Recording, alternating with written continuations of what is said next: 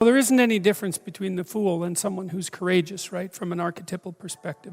Abraham is a fool, obviously, when he starts his adventures. I mean, the story lays it out in that manner.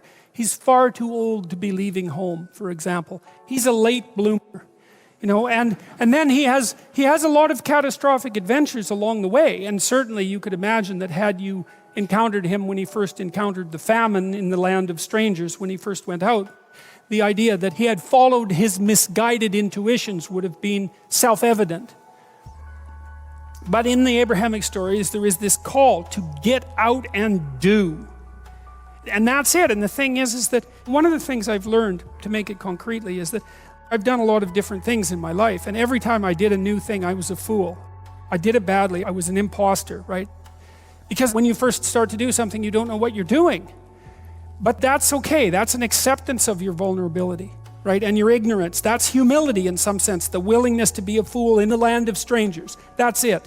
The willingness to be a fool in the land of strangers. And that's an act of courage. Because you also reveal your vulnerability to the world by stumbling around. But as long as you're stumbling forward, then you're going to move forward.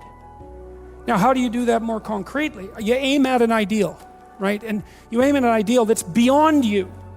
Now, maybe you don't aim to begin with at an ideal that's so beyond you that you're crushed by its magnificence, Maybe that's too demotivating to move you.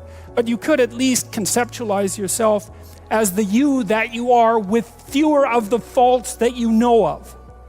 And that's a good start. And I also think that's associated with the idea of humility.